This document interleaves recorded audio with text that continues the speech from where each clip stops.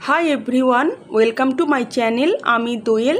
আপনারা সবাই কেমন আছেন? আশা করছি সবাই খুব ভালো আছেন। তো আজকে আমি চিকেনের একটা রেসিপি নিয়ে চলে এসেছি।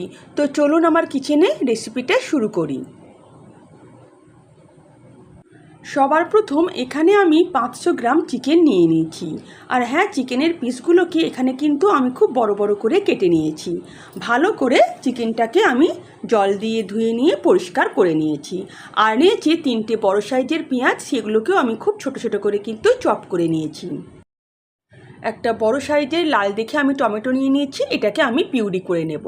আর আদা, রসুন, কাঁচা লঙ্কাটাকে একসঙ্গে আমি কিন্তু পেস্ট করে নিয়েছি।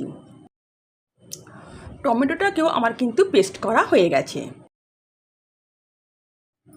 গ্যাস অন করে আমি একটা কড়াই বসিয়ে দিলাম।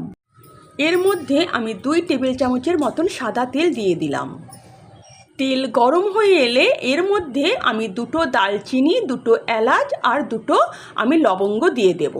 এবং এগুলোকে আমি কিছুক্ষণ ভেজে নেব, যাতে এই গোটা গরম মশলার একটা সুন্দর গন্ধ বেরিয়ে আসে।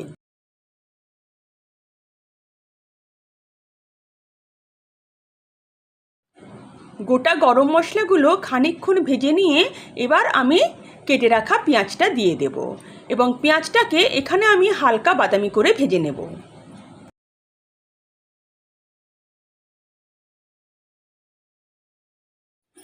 পেঁয়াজ হালকা বাদামি হয়ে এলে এর মধ্যে দিয়ে দেব 2 চামচের মতন আদা, রসুন, কাঁচা লঙ্কা বাটা।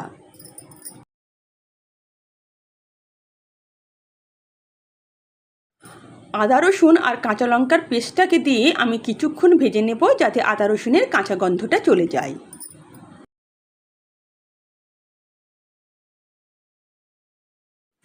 আদা, রসুন, কাঁচা লঙ্কা বাটাটাকে পেঁয়াজের সঙ্গে খুব ভালোভাবে আমি ভেজে নিয়েছি। এর মধ্যে এবার দিয়ে দেব আমি টমেটো পিউরিটা।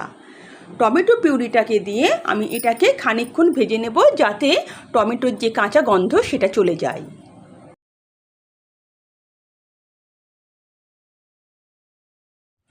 টমেটো দিয়ে 2-3 মিনিট খুব ভালো করে আমি ভেজে নিয়েছি।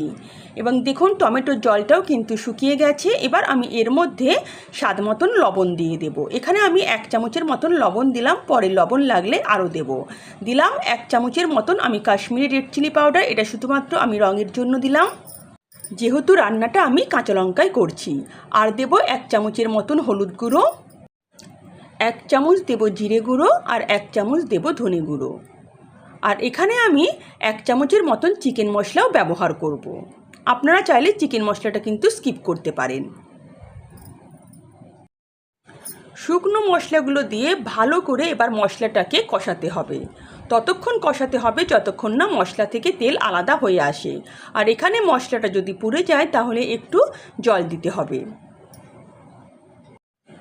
মশলাটা তলায় লেগে যাচ্ছিল, তাই এখানে আমি 1 টেবিল চামচের মতন একটু জল দিয়ে দিলাম। এবার ভালো করে মশলাটাকে আমি কষাতে থাকবো যতক্ষণ না মশলা থেকে তেল আলাদা হয়ে আসে।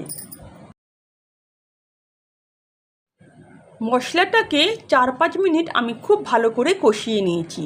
এখানে মশলাটা যত বেশি কষবেন তত কিন্তু রান্নার স্বাদ বেড়ে যাবে। মশলাটা খুব ভালোভাবে কষানো হয়ে গেছে। এবার আমি চিকেনগুলো দিয়ে দেব। চিকেনগুলো দিয়ে আমি বেশ খানিকক্ষণ এগুলো কিন্তু কষাবো।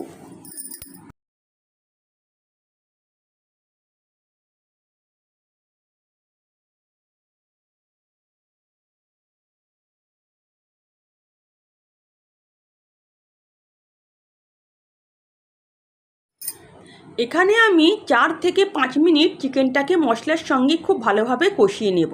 এখন কিন্তু আমি কোনো প্রকার জল দেব না। চিকেনটাকে আমি খুব ভালোভাবে কষিয়ে নিয়েছি। আর দেখুন চিকেন থেকে কিন্তু তেল এবার আলাদা হয়ে আসছে। এখন আমি এর মধ্যে পরিমাণ মতন জল দিয়ে দেব, তবে খুব বেশি জল দেব না, কারণ কষতে কষতে চিকেনটা কিন্তু বেশ ভালোই সেদ্ধ হয়ে গেছে। তাই গ্রেভির জন্য আমি সামান্য জল দিয়ে দেব। জল দিয়ে চিকেনটাকে আমি ভালো করে ফুটিয়ে নেব। এখানে গ্যাসের ফ্লেম কিন্তু মিডিয়াম করে আরও 4-5 মিনিট ভালো করে ফুটিয়ে নিতে হবে। 4-5 মিনিট মিডিয়াম ফ্লেমে চিকেনটাকে আমি খুব ভালো করে সেদ্ধ করে নিয়েছি। এবার এর মধ্যে আমি রোস্টেড কাসুরি মেথি দিয়ে দেব 1 চামচের মতন। এই রোস্টেড কাসুরি মেথিটা কিন্তু অবশ্যই দেবেন, এতে কিন্তু চিকেনের স্বাদ দ্বিগুণ হয়ে যায়। ভালো করে আমি কাসুরি মেথিটা চিকেনের সঙ্গে মিশিয়ে দেব এবং এর মধ্যে দিয়ে দেব সামান্য পরিমাণ একটু গরম মশলা।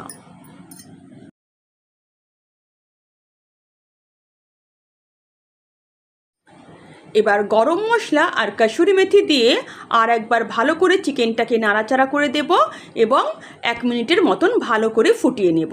তারপর আমি গ্যাসের ফ্লেম বন্ধ করে দেব। আমার চিকেনের রেসিপি রেডি। এবার আমি গ্যাসের ফ্লেম বন্ধ করে দেব। এটা গরম গরম ভাতের সঙ্গে, পোলাওয়ের সঙ্গে কিংবা রুটি, পরোটা, লুচির সঙ্গে খেতে কিন্তু দারুণ লাগে। যদি আমার রেসিপি আপনাদের ভালো লেগে থাকে তো প্লিজ আমার চ্যানেলকে সাবস্ক্রাইব করবেন আর পাশে থাকা বেল আইকনও প্রেস করবেন, যাতে নিত্য নতুন রান্নার নোটিফিকেশান সবার আগে আপনাদের কাছে পৌঁছে যায়।